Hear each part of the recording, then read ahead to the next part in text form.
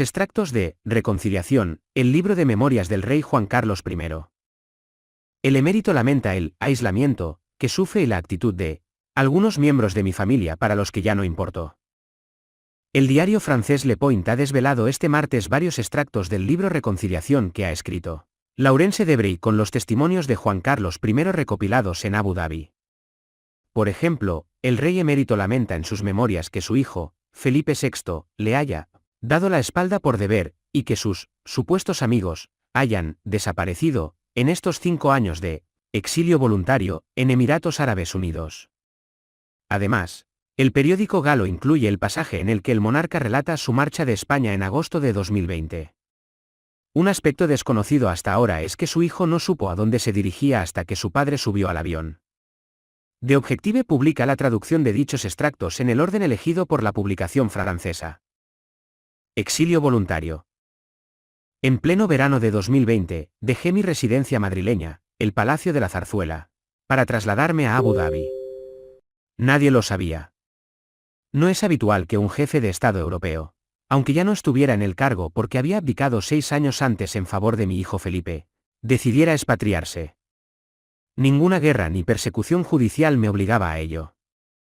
Ante la presión de los medios de comunicación y del gobierno, tras la revelación de la existencia de una cuenta bancaria que tenía en Suiza y de acusaciones totalmente infundadas de comisiones, decidí marcharme para no obstaculizar el buen funcionamiento de la corona ni entorpecer a mi hijo en el ejercicio de sus funciones como soberano. Pensaba alejarme unas semanas como mucho, para que los medios de comunicación se olvidaran de mí y dejar que la justicia española y la suiza llevaran a cabo con total tranquilidad su trabajo de investigación. No imaginaba que 5 años después, 2 de ellos sin volver a ver mi país, seguiría en Abu Dhabi. Ser obligado al desarraigo y al aislamiento, al final de la vida, no es fácil. Estoy resignado, herido por un sentimiento de abandono.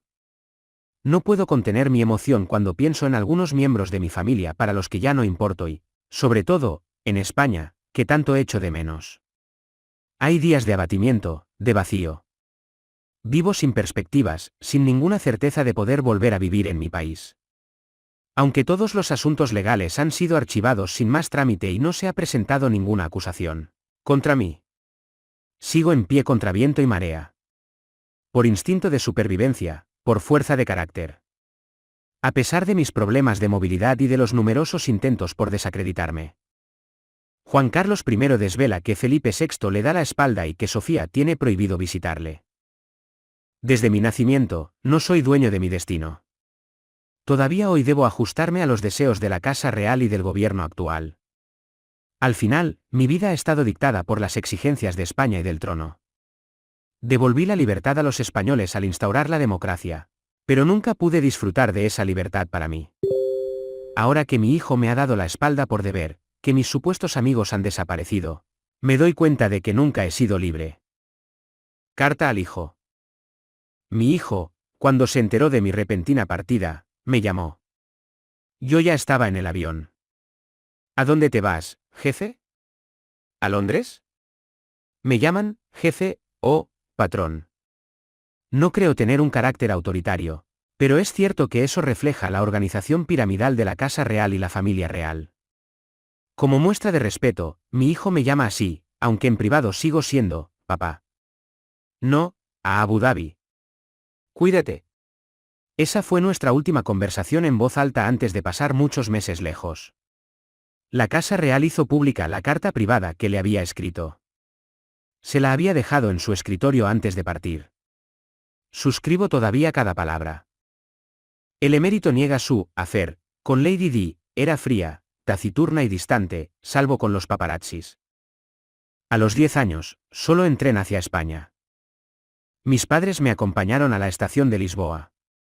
Ya era de noche, ese 8 de noviembre de 1948, y yo me esforzaba por no dejar traslucir mi miedo ni mi tristeza.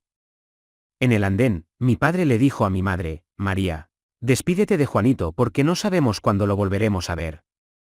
Al oír sus palabras, sentí un nudo en el estómago, ya de por sí inquieto por ir a ese país que era el mío pero que no conocía, cuyo idioma no hablaba bien, sin ningún miembro de mi familia, a una nueva escuela que me daba miedo.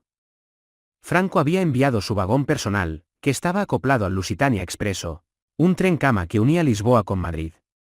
En ese mismo vagón azul se había desplazado a la frontera franco-española para reunirse con Hitler, el 23 de octubre de 1940.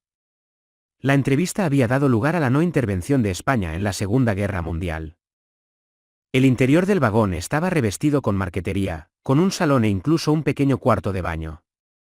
Me instalé en una de las 3 habitaciones. Recuerdo haber saludado durante mucho tiempo por la ventana a mis padres, conteniendo las lágrimas. El consejero y tesorero de mi padre, y amigo de mi abuela, el duque de Sotomayor, y su secretario, el vizconde de Rocamora, me acompañaban. Avísenme cuando crucemos la frontera y lleguemos a España, les pedí. Estaba tan nervioso que no podía dormir. Miraba por la ventana el paisaje que se deslizaba ante mis ojos y me preguntaba si reconocería mi país. Al amanecer, me avisaron de que nos acercábamos a Salamanca. La desconocida amistad del rey emérito y Clint Eastwood me inspiró en él para perder peso. Franco, primer encuentro. De camino, recordé los consejos de mi padre: cuando te encuentres con Franco, escúchale atentamente, pero habla lo menos posible. Sé cortés y responde brevemente a sus preguntas. Una veintena de años más tarde, Franco me haría la misma recomendación, en una boca cerrada: las moscas no entran.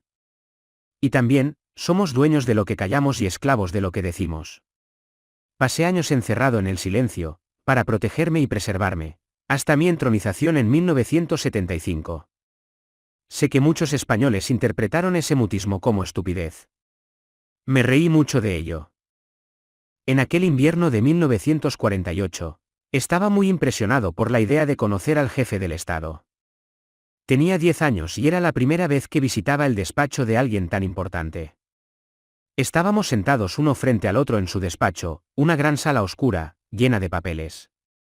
Más tarde, algunos afirmaron, en tono humorístico, que Franco tenía 2 pilas de expedientes: los que el tiempo iba a resolver y los que el tiempo finalmente había resuelto. Era una forma de bromear sobre su carácter gallego, tranquilo e impenetrable. Vestido con su uniforme, se mantiene erguido y me mira fijamente. Mientras me hablaba, yo observaba atentamente los libros, los muebles de madera oscura, las alfombras. Y vi un ratón que se paseaba entre las patas del escritorio. He contado muchas veces esta anécdota que todavía me hace reír más de 70 años después.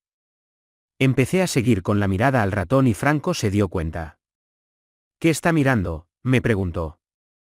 Mi general, hay un ratón cerca de usted. Le respondí riendo. Se quedó muy sorprendido. Su esposa, Carmen Polo, se unió a nosotros. Visité el Palacio del Pardo, donde había fallecido mi bisabuelo, Alfonso XII. Franco me regaló entonces un arma, una escopeta. Juan Carlos I, más duro que nunca con Leticia, revela las razones de su desacuerdo personal. La sombra del caudillo. El general hablaba poco, incluso durante las comidas a las que asistía. Parecía escuchar, pero rara vez daba su opinión. Su actitud era tranquila y distante. Al terminar esos almuerzos, me hacía pasar a su despacho y teníamos largas conversaciones a solas, verdaderas discusiones. Intentaba mantener una franqueza con él, aunque sabía que nadie se atrevía a hacerlo. Le hacía preguntas como: ¿por qué no concede la libertad de crear partidos políticos? Yo no puedo hacerlo, pero ustedes lo harán más adelante, me respondía. Normalmente, tenía que descifrar sus sutiles insinuaciones. Esta vez, fue sorprendentemente explícito. A veces, cuando no quería responder a una de mis preguntas, fingía no haberla oído. Yo sonreía para mis adentros. Tenía una visión clara de la situación actual de España y de su futuro.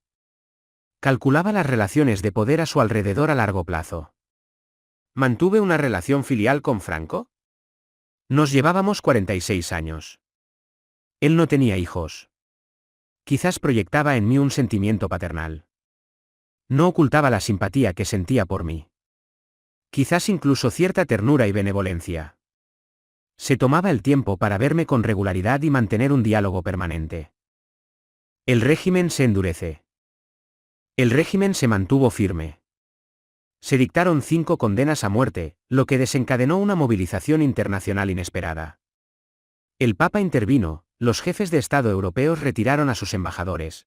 Se produjeron manifestaciones ante las embajadas españolas en todo el mundo y mi padre se sumó a la petición general de clemencia.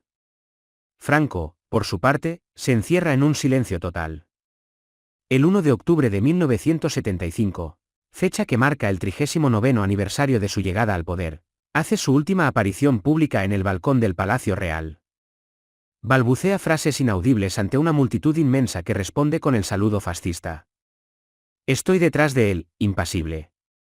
Intento contener mi malestar. Tengo la impresión de encontrarme en una mascarada de los años 30. Entonces me digo, voy a tener que hacer cambiar de opinión a toda esta gente. ¿El visto bueno de Franco? A principios de noviembre de 1975, la vida del general se prolongó artificialmente. Algunos afirman que su familia quería mantenerlo con vida para que pudiera renovar el mandato del presidente de las Cortes y evitar así cualquier desmantelamiento del régimen. No tengo pruebas de ello.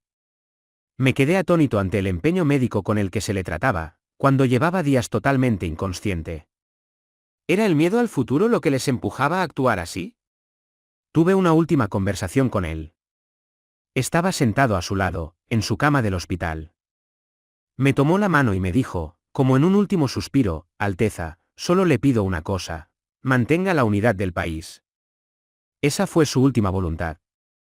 No me pidió que preservara el régimen tal y como estaba ni los principios del movimiento nacional.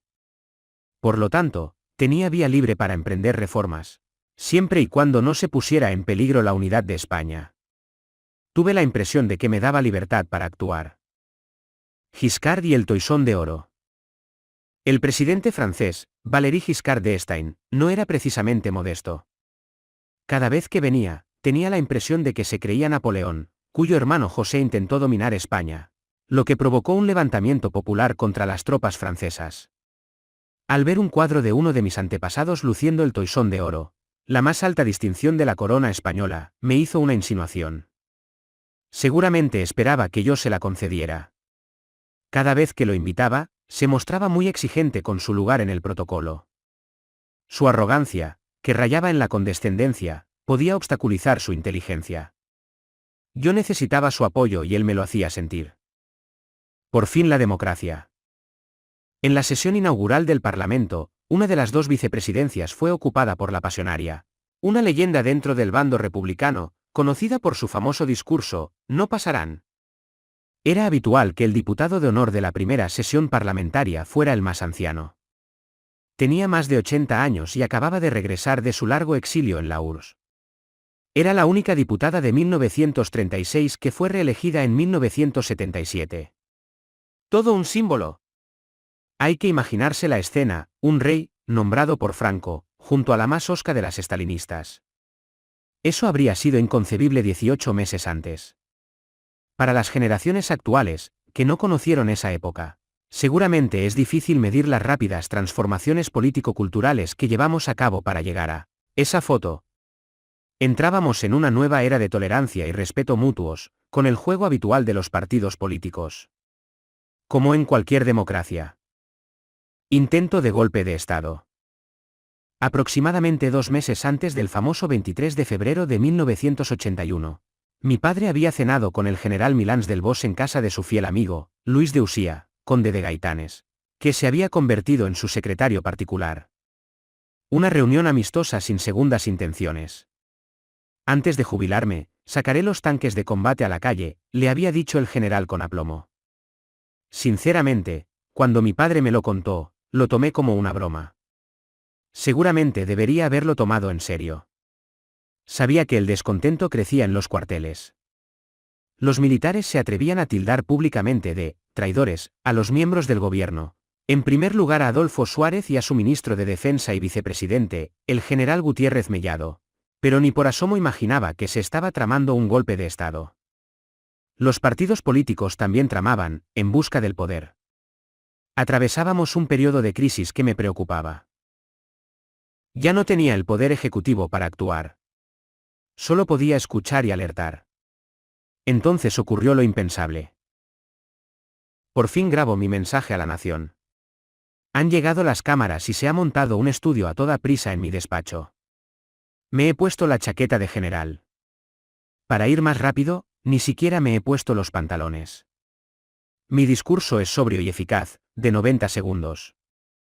Todavía lo recuerdo, la corona, símbolo de la permanencia y la unidad de la patria, no puede tolerar en modo alguno las acciones o actitudes de personas que pretenden interrumpir por la fuerza el proceso democrático.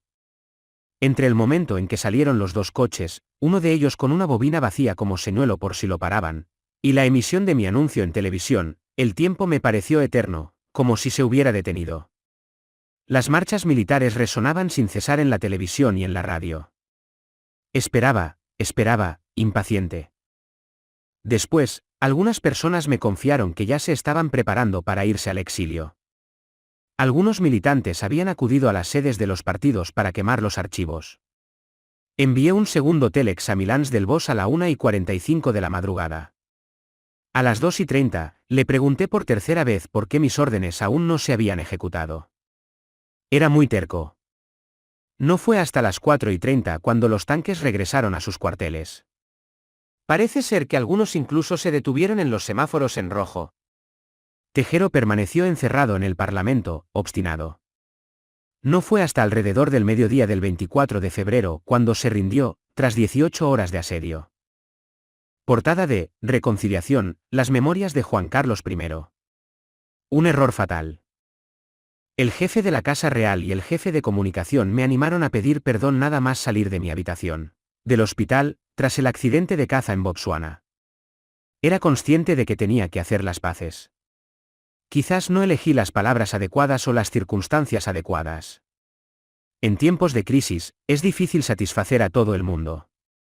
Algunos pensaron que un rey no debía disculparse. Otros, que no había hecho lo suficiente. Tenía que demostrar a los españoles que era consciente de la gravedad de la situación. ¿Podría reparar el vínculo que me unía a ellos desde hacía más de 35 años? Esta relación, con Corinna Larsen, fue un error que lamento profundamente. Puede parecer trivial, pero muchos hombres y mujeres se han cegado hasta el punto de no ver lo evidente. Para mí, tuvo un impacto perjudicial en mi reinado y en mi vida familiar. Erosionó la armonía y la estabilidad de estos dos aspectos esenciales de mi existencia, lo que finalmente me llevó a tomar la difícil decisión de abandonar España. Ha empañado mi reputación ante los españoles. En esta caza del hombre, me he revelado como una presa fácil. Pero esta debilidad es la de un hombre. Nunca ha interferido con mis preocupaciones como rey por su país. ¿Abdicar? ¿Cómo saber que es hora de retirarse y poner fin a su reinado? La última abdicación de la corona española se remonta a 1555. Carlos V, el monarca más poderoso del siglo XVI, se retiró al monasterio de Yuste, enclavado en Extremadura. Tras una vida de batallas, cansado de las guerras civiles que minaban su inmenso reino y agotado por problemas de salud, el emperador renunció a todas sus prerrogativas. Abdicó en favor de su hijo Felipe II y de su hermano Fernando para poder terminar sus días en paz monástica. Ese es el único antecedente que tenía. La reina de Inglaterra me repetía, «Aquin never abdicates, un rey nunca abdica». Y según mi padre, el rey se muere con las botas puestas. Si aún hubiera estado entre nosotros, se habría mostrado en contra de la decisión que estaba a punto de tomar. Las encuestas habían bajado drásticamente desde mi accidente en Botsuana en 2012. Los reyes tienen el privilegio de tener una perspectiva a largo plazo de los acontecimientos, a diferencia de los políticos, que dependen de las elecciones y de una opinión pública volátil. Sabía que, desde hacía 2 años, ya no contaba con el apoyo unánime del pueblo. En 39 años de reinado, la proporción seguía siendo aceptable. Desde 2008, el país pagaba las secuelas de una crisis económica sin precedentes. También de una crisis moral. Mientras tanto, yo luchaba contra mí mismo y contra este cuerpo que me traicionaba. Era impensable que apareciera públicamente vestido de militar en una silla de ruedas, o incluso con muletas, para pasar revista a las tropas. El consejo de Clint Eastwood. La dieta Nuray me ayudó a perder peso y mi entrenamiento físico diario me permitió mejorar mi movilidad. Sobre todo, decidí no dejar entrar a la vejez y acomodarme. Como dice también Clint Eastwood cuando le preguntan cuál es su secreto para mantenerse tan activo y seguir haciendo películas a más de 90 años, cada mañana, cuando me levanto, no dejo entrar a la vejez. Mi secreto, mantenerme ocupado. Nunca dejo entrar a la vejez en mi casa. Son palabras que me llegan. Tuve la suerte de conocerlo en Estados Unidos. Estaba sentado a su lado. Mi teléfono sonó y él empezó a buscar el suyo. Nos dimos cuenta de que teníamos el mismo tono de llamada, la banda sonora del bueno, el feo y el malo. El western de Sergio Leone de 1966 en el que él era el protagonista. Nostalgia. No hay un solo día en el que no me invada la nostalgia.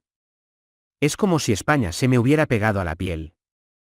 Allí dejé mis mejores recuerdos y mis mayores orgullos. He pasado más de 70 años recorriéndola sin cansarme nunca. En concreto, echa de menos los desfiles militares. No solo porque fui jefe de las Fuerzas Armadas, sino porque me formé en ellas durante 4 años. Me gusta ese ambiente, entiendo a los militares, valoro sus esfuerzos y sus preocupaciones. Fui uno de ellos. Los desfiles son una oportunidad para resaltarlos, para reencontrarlos, en su rigor y franqueza. Solo con ver desfilar en mi mente las imágenes de las rías de Galicia, la niebla que envuelve las colinas de Toledo, las saetas de la Semana Santa en Sevilla, el aroma del jazmín y la flor de azahar al atardecer, me emociono. Sé lo que es la verdadera nostalgia. La caza de la perdiz, que era uno de mis pasatiempos favoritos en España, no tiene nada que ver con la caza en otros países, el ambiente es jovial y alegre. El cielo está despejado y luminoso. En el extranjero todo es más frío, tanto el clima como las relaciones humanas. En España, cada vez que se dispara con éxito, nos felicitamos y aplaudimos. Es esta atmósfera, este sol, estos paisajes, esta cordialidad, lo que echo de menos todos los días. Y nada puede llenar este vacío. Mirar a la muerte de frente. Cuando llegue mi hora, llegará. Entonces podrán hacer lo que quieran conmigo. ¿Seré yo el siguiente? ¿Hay algo previsto para mi funeral? No lo sé. Sé que la cripta de los Reyes del Escorial está llena. Hay espacio para construir otra. ¿Qué decidirá el gobierno? Todo está en sus manos. Es una cuestión de presupuesto y de voluntad. Por ahora, me parece que no hay nada decidido ni organizado. Lo único seguro es el tradicional proceso de colocación en el ataúd, una prueba siniestra. El cuerpo descansa durante 25 años en una sala llamada pudridero, donde el difunto se descompone literalmente. A continuación, los monjes del monasterio del Escorial rompen los huesos de los restos, en presencia del jefe de la casa real. Estos huesos se colocan luego en una especie de urna sellada que sale de la cripta de espera para ser instalada en la necrópolis real. No es algo que despierte envidia, pero así es esta tradición que se remonta a los Habsburgo. No sé si podré escapar a ella, pero poco me importa. No me obsesionan este tipo de consideraciones. Sobre todo, espero tener una jubilación tranquila mientras viva, reanudar una relación armoniosa con mi hijo y, sobre todo, volver a España, a casa.